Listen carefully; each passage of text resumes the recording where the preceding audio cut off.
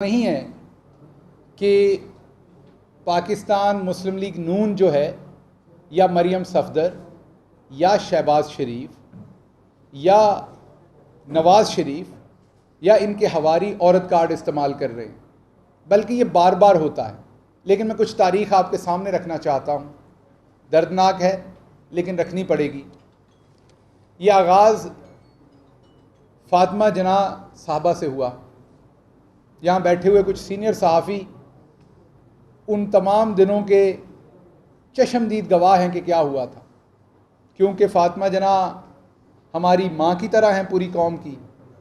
इसलिए मैं आज के छोटे बच्चों के लिए ज़्यादा तफसील में नहीं जाऊँगा, सिर्फ ये बताऊँगा कि जो आज मुस्लिम लीग नून के सरकर्दा लोग हैं और जो मरियम सफदर साहबा के दाएं और बाएं बैठे होते हैं, उन्हीं लोगों ने एक जानवर के गले में मोहतरमा फ़ातिमा जना साहबा का निशान डाला और उस जानवर पर तशद्दुद करते हुए फ़ातिमा जना साहबा के साथ तशबीह दी। जानवर का नाम इसलिए नहीं ले रहा कि मैंने पहले कहा कि फ़ातिमा जना साहबा पाकिस्तान की किसी भी पॉलिटिकल पार्टी से हो, कोई सहाफ़ी हो, कोई भी हो, हम सब के लिए वो माँ के रुतबे पे है, तो वो मुनासिब नहीं है कि वो जानवर का नाम लिया जाए। ये वहाँ से बात शुरू हुई। उसके बाद आपके सामने नुसरत भुट्टो का कसूर ये था कि उसके शौहर ने साम्राज्य के ख़िलाफ़ ख्वाब देखा था। भुट्टो साहब की बहुत सारी सियासी बातों से आपको इख्तलाफ हो सकता है, मुझे भी है, लेकिन भुट्टो साहब की कौमी गैरत और जो खुददारी की जंग उन्होंने लड़ने की कोशिश की थी, उससे किसी को डिफरेंस ऑफ ओपिनियन नहीं हो सकता। और उस खुददारी और कौमी गैरत के बाद भुट्टो साहब को जिस तरीके से फ्री ट्रायल भी नहीं दिया गया और लटकाया गया, और उस सारे जुल्म के ख़िलाफ़ जब उनकी बीवी बाहर निकली तो उस बीवी के ऊपर, अल्लाह उनको जन्नत में जगह दे, उसके ऊपर मरियम सफदर साहबा के वालिद मोहतरम भी मौजूद थे और उनके दादा भी मौजूद थे। उन्होंने भी नहीं रोका था इन बच्चों को, हालांकि वो शरीफ आदमी तसव्वुर होते थे। उनकी जाली बरहना, बहुत सारे बच्चों को बरहना का लफ्ज़ नहीं पता था, नंगी, जाली नंगी तस्वीरें फेंकी गईं। मैंने पिछले दिनों एक अखबार देखा जिसमें एक बहुत दूर से तस्वीर है जो पता नहीं किसकी होगी, लेकिन वो नीचे लिखा हुआ है, अखबार में छपी हुई है कि वो जो है वो जाली बरहना नंगी तस्वीर जो है वो बेनज़ीर भुट्टो साहबा की है।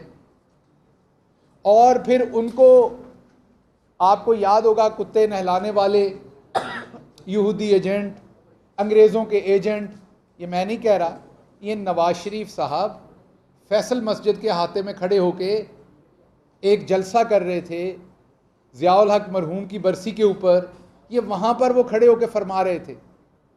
उसके बाद बेनज़ीर भुट्टो और शहीद बेनज़ीर भुट्टो और नुसरत भुट्टो पे ये ख़त्म नहीं हुए।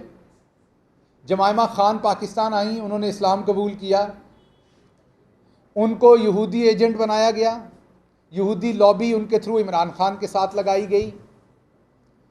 उसके बाद आपके सामने उनके ऊपर एक जाली टाइलों का झूठा केस बनाया गया। आज हमारी मरियम बाजी बताती हैं कि नैब में कोई कानून नहीं है कि औरतों को पकड़ा जाए, और नैब में या हमारी सकाफ़त में औरतों को नहीं पकड़ा जाता। बिल्कुल दुरुस्त कह रही हैं, हमारी सकाफ़त में औरतों का एहतराम किया जाता है, ये आप बाजी बिल्कुल दुरुस्त कह रही हैं, लेकिन हमारी सकाफ़त में औरतों के नाम के ऊपर लूटा भी नहीं जाता।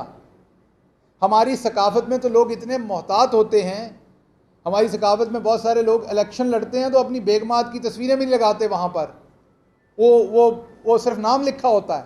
हालांकि मेरे ख्याल में तो होना चाहिए, औरत को बराबर का आइन हकूक़ देता है, उसको एक गुमनाम शहरी नहीं रखना चाहिए हमें। लेकिन आप अगर उस सकाफ़त को छेड़ती हैं तो क्या नुसरत भुट्टो इस कौम की बेटी नहीं थी? क्या फ़ातिमा जना इस कौम की बेटी नहीं थी? क्या बेनज़ीर भुट्टो इस कौम की बेटी नहीं थी? क्या जमायमा ख़ान इस कौम की बहू नहीं थी? वो औरतें नहीं थीं? आपने उन पर जाली टाइलों का केस बनाया। क्या उस ज़माने में पाकिस्तान के आइन में, सकाफ़त में औरतों के ऊपर चोरी के मुकदमे, टाइल चोरी के मुकदमे बनाना हमारी सकाफ़त के ऐन मुताबिक था? किसी के मुसलमान होने के बावजूद उसको यहूदी, ईसाई, दूसरे मज़ाहब में जाके लेके जाना क्या ऐन मुताबिक था? आगे चलते हैं, यहाँ आप ख़त्म नहीं हुई। खातून अव्वल, मैं उनको बिल्कुल उसी तरह से तशबीह दूंगा, मेरे लिए वो उसी तरीके से एहतराम की जगह पे हैं जैसे आपकी वालदा कलसूम नवाज साहबा थी। मैं उनका वैसे ही एहतराम करता हूँ जैसे मैं अपनी वालदा का करता हूँ। वो भी गैर सियासी थी, हालांकि उन्होंने आखिर पे एक इलेक्शन लड़ा, लेकिन वो तो आप ही लोगों ने उनका नाम दोबारा इस्तेमाल किया। वो तो उस टाइम डेथ बेड पे थी। अल्लाह उनके दर्जात बुलंद करे, अल्लाह उनके जन्नत में जो मामलात हैं वो मज़ीद बेहतर करे। तो आप हमारी पार्टी में से हमारे लीडर समेत किसी एक शख्स का एक जुमला कलसूम नवाज साहबा के बारे में निकाल के बता दें जो ऐसा हो जो इंसान अपनी माँ के लिए ना बोल सकता हो, बहन के लिए ना बोल सकता हो, वो कहीं भी ताज़ीम से नीचे हो, आपको नहीं मिलेगा। हम जब भी उनका जिक्र करते हैं हम बहुत ही एहतराम से करते हैं। आपको अपनी वालदा की बहुत ज़्यादा तकलीफ़ है, मैं समझ सकता हूँ। मेरी वालदा का इंतकाल तब हुआ था जब मैं 1 साल का था। मैंने ये दुख सारी ज़िंदगी झेला है। तो मरियम साहबा, मैं आपके दुख को समझ सकता हूँ, लेकिन आप ही के पार्टी के बहुत बड़े बड़े अकाबरीन मेरी मरी हुई माँ को गंदी गालियाँ देते रहे मेरी, और आप उनको थापी देती नहीं।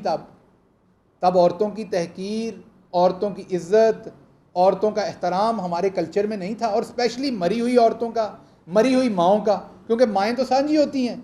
मेरे से बड़ा बदबख्त नहीं होगा अगर मैं आपकी और अपनी माँ में फ़र्क करूँ। इवन मैं दोबारा उस पर आता हूँ, एक भाई है जिसको वो डंटोनिक मशहूरी में मशहूर कर दिया है। मैं तो उनकी वालदा को भी अपनी वालदा के बिल्कुल बराबर का एहतराम दूंगा, और अगर नहीं दूंगा तो फिर मेरे खून में कोई कमी बेशी होगी, क्योंकि माएँ साझी होती हैं, वो अपने की हों या पराई की हों। लेकिन हमारी माँ के साथ आप क्या करते हैं? कभी आप उसे पीर नहीं कहते हैं छेड़ने के लिए, हालांकि इसी कल्चर में पीर होना बुरी बात नहीं है, किसी का मुरीद होना बुरी बात नहीं है, किसी का मेंटोर होना। मैं ये नहीं कह रहा कि वो पीरनी हैं कि नहीं है, मैं लेकिन कह रहा हूं कि आप इससे लोगों के मजहबी जज्बात को भी ठेस पहुंचा रहे हैं। फिर आपके चचा, आप खुद, आपका पूरा खानदान उनको जादूगर नहीं कह रहा है। फिर आपने एक ऐन से लफ्ज़ निकाला कि वहाँ पर बकरे का गोश्त जलाया जाता है, वहाँ पर पता नहीं क्या कुछ किया। हर तरह की तोहमत आपने हमारी माँ पे तो लगा दी। हम आपकी माँ का एहतराम करते हैं। चलें, अगर आप में तमीज़ नहीं थी, एहतराम नहीं था, इखलाकियात नहीं थी, तो आप यही देख लेते कि इन्होंने हमारी माँ के साथ क्या किया है, हमें भी वापस इनके साथ यही करना है। आपको ये बात याद रखनी होगी। आपको इमरान खान बुरे लग सकते हैं, आपका हक है, वो एक पॉलिटिकल लीडर हैं, दबा के उनके ऊपर आप करें तनकीद, लेकिन आपको ये याद रखना पड़ना है कि जिनका नाम बुशरा बीबी हैं वो इस मुल्क की बेटी भी हैं, उनके बच्चे भी इसी मुल्क में हैं, वो नानी और दादी भी हैं। उन बच्चों का क्या हाल होता होगा जब आप उनको इस तरह के अलकाबात से नवाजते हैं। फिर उनके करीब खातून है फरा बीबी। अब फरा बीबी को बार बार गोगी कहना, वैसे तो आपके भी आप हमारी बहन है, लेकिन आपके भी निकनेम हमें पता है। हमने तो नहीं आपको कभी भी कहा उस निकनेम से। हम या आपके खामद मोहतरम का नाम साथ इस्तेमाल करते हैं या आपके शौहर का नाम इस्तेमाल करते हैं। ज़्यादा कोशिश करते हैं शुरू दिन से आपको बाजी कहा जाए ताकि एहतराम रहे, आप एक खातून हैं। आप खुद ये काम शुरू करती हैं एक खातून का नाम बिगाड़ने के लिए, उसकी तज़हीक करने के लिए। आपके पास उस खातून के ख़िलाफ़ कोई सबूत हैं, पेश करें, सज़ा दिलवाएं, मुकदमा बनाएं। आपकी ऊपर हुकूमत है ना, FIA आपके पास है, सब कुछ है। नाम बिगाड़ने की क्या ज़रूरत है?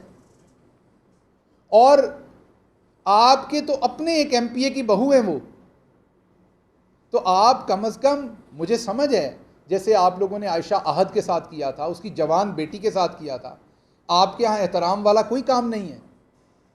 मैं हैरान होता हूँ कि जैसे फॉर एग्ज़ाम्पल, जब तक आपने कोई चीज़ नहीं देखी, आपने बीमारी नहीं देखी, आपने मौत नहीं देखी, अब किसी का मजाक उड़ा सकते हैं शायद, लेकिन जब आप अपने घर में वो चीज़ दिखाते हैं, और अल्लाह की ज़ात हम सबको इसलिए दिखाती कि हम दूसरों का कर सकें। ये बहुत सारे सहाफ़ी बताते थे कि हम पे रियासती तशद्दुद हुआ, मुझे शायद तब समझ नहीं आती थी।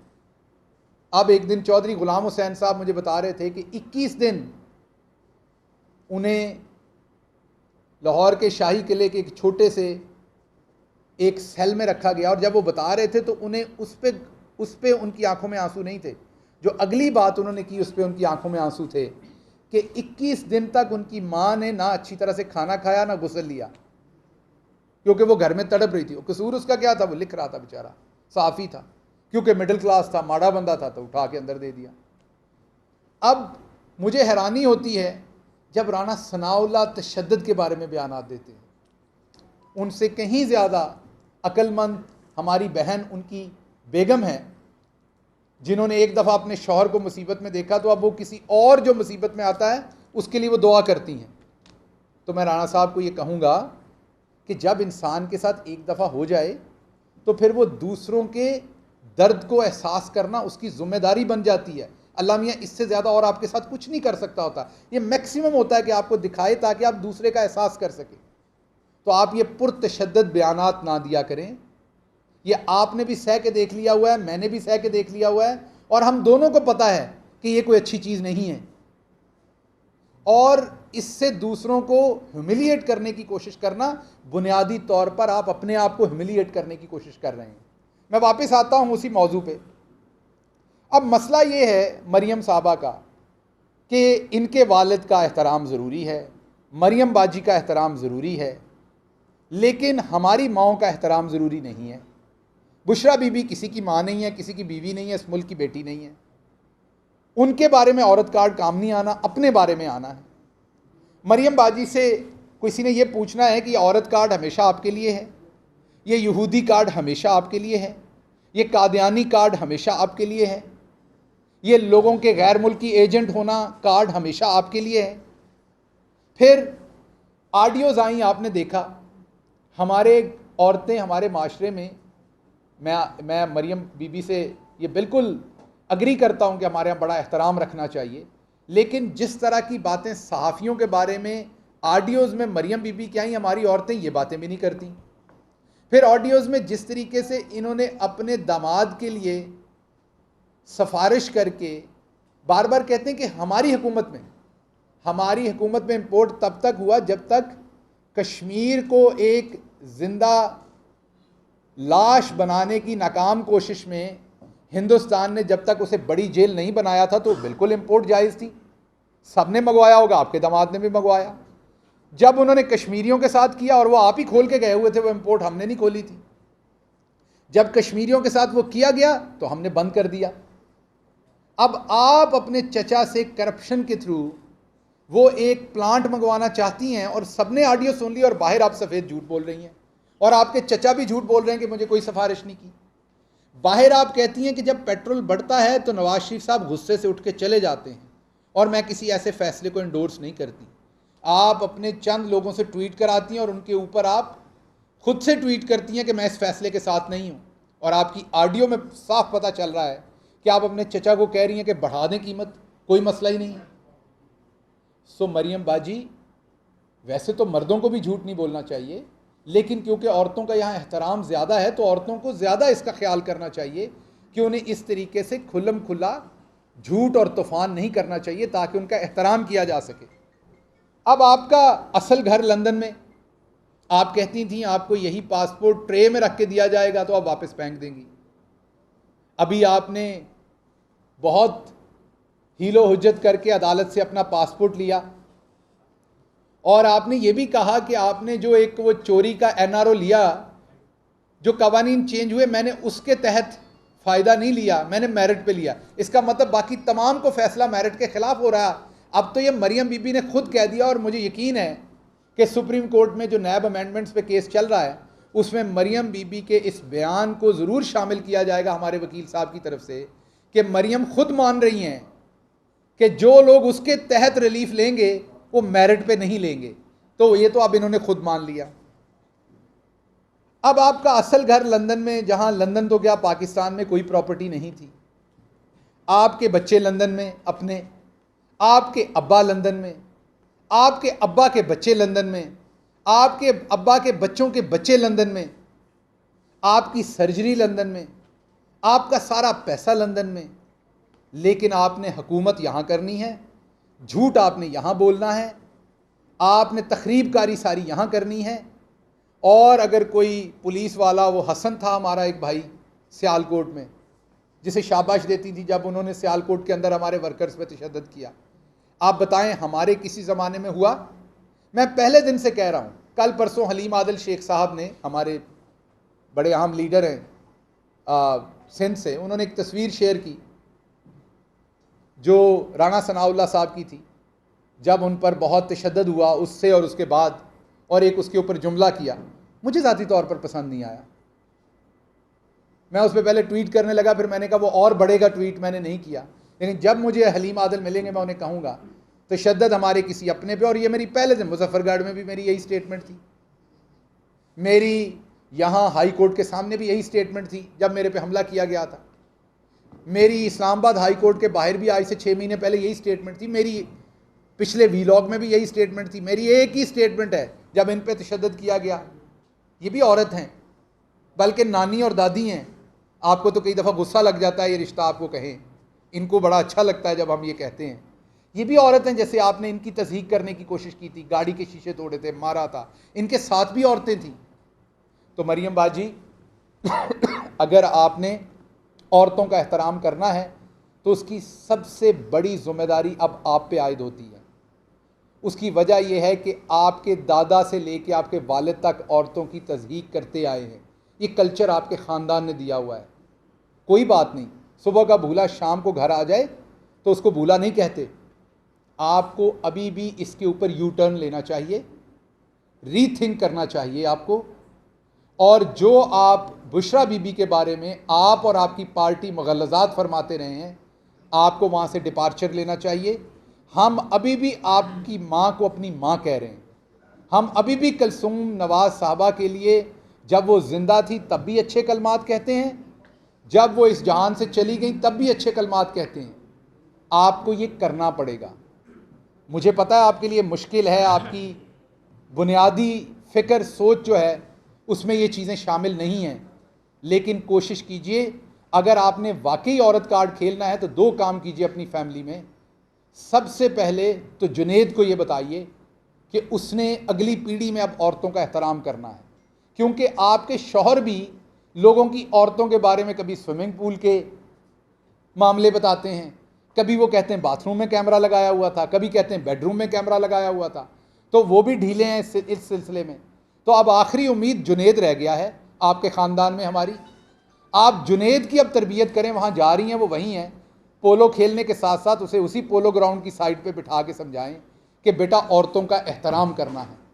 हमारी पिछली नस्ल ने नहीं किया, तुमने यहाँ यू टर्न लेना है और इस काम को तोड़ना है, और अगली नस्ल ने औरतों का एहतराम। इस तरह की औरतें जिन्होंने हज़ारों ज़िंदगियाँ बचाई हुई हैं, मसीहा हैं, डॉक्टर हैं, या भले घर में बैठी औरत है, औरतें सबकी औरतें हैं, और उनका एहतराम करना और आप पे ज़िम्मेदारी है, क्योंकि आपके ख़ानदान ने शुरू की थी, हम इसमें विक्टिम हैं।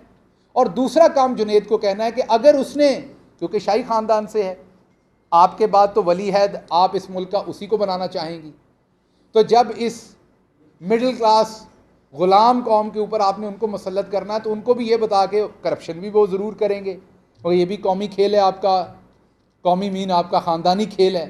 तो जब वो करप्शन करें तो ख़ानदान की औरतों के नाम के ऊपर वो करप्शन ना करें, ताकि उन पर मुकदमात ना बने, ताकि औरतों का, आपको क्या लगता है जब आप गिरफ़्तार हुई होंगी तो जिस जज साहब के सामने गई, जिसने गिरफ़्तार किया, जो उस टाइम की हुकूमत होगी क्या उनके लिए मुश्किल नहीं होगी वो सारा काम? बहुत मुश्किल होती है। मैं अभी इस प्रोसेस में से गुजर के आया हूँ। मैंने 500 लोग देखे जो वो काम कर रहे थे जो वो नहीं करना चाहते थे, जो मुझे हथकड़ी लगा रहा था, उसका दिल नहीं कर रहा था, मुझे लगा मजबूर था वो। मेरे कहने की बात आपको ये है कि आपने अपने बेटे को कम से कम ये तालीम ज़रूर देनी है कि अगली दफ़ा करप्शन करें तो औरतों के नाम पर ना करें। तो इसलिए मैं यहाँ पर इस चीज़ को ख़त्म करता हूँ। आखिरी बात ये कह दूँ कि डीप फेक कुछ और वीडियोस बाजी ने बनवाई हुई हैं। बाजी का लंदन जाने का प्लान ही ये है। अब बाजी ने वो डीप फेक वीडियोस रिलीज़ करनी है। वो बुनियादी तौर पर फाहिश फिल्में हैं जिनमें लोगों के चेहरे चेंज किए गए हैं, और आप सबको पता, अब आप वो टिकटॉक पे देख चुके हैं कितनी आसानी से चेंज हो जाता है। वो वीडियोस अब अगले आने वाले दिनों में इन्होंने रिलीज़ करनी है। ये साइफर खेला गया, पहले मरियम साहबा के रिहाई को हटाने के लिए उसको लाया गया, अब वीडियोस आएंगी। और आखिरी बात मैं आपसे ये करके फिर मैं डॉक्टर साहबा से गुजारिश करूँगा, समुंदर पार पाकिस्तानी जिनके पास आप पहुँचे और पनाह ले रहे हैं दोबारा, दूसरी बात है कि उनका भी एहतराम करना शुरू करें। उनसे वोट का हक भी छीन लिया गया। उनको कहते हैं वोट डालना तो यहाँ आके डालो। उनसे इलेक्शन लड़ने का हक पहले ही छीना गया हुआ है। उन्हें गद्दार समझा जाता है। मैं ओवरसीज़ पाकिस्तानी हूँ, मैंने ये सब कुछ फर्स्ट हैंड फील किया है। मेरे पास दोहरी शहरियत नहीं, लेकिन गाली की तरह मुझे बताया जाता है इसके पास दोहरी शहरियत है। मेरे पास नहीं है, लेकिन जिक्र ऐसे किया जाता है जैसे गाली हो दोहरी शहरियत लेना। तो इसलिए समुंदर पार पाकिस्तानियों के साथ भी नून लीग को अपना रवैया रीथिंक करना पड़ना है। वो इसी मुल्क के शहरी हैं, आपके जितने ही मुहब्बे वतन हैं, और उनको आप जिस तरीके से डिस्ग्रेस करते हैं और उनसे तमाम हकूक़ छीने गए, ये किसी सूरत भी काबिल कबूल नहीं है। डॉक्टर साहब, मेरा ख्याल है बहुत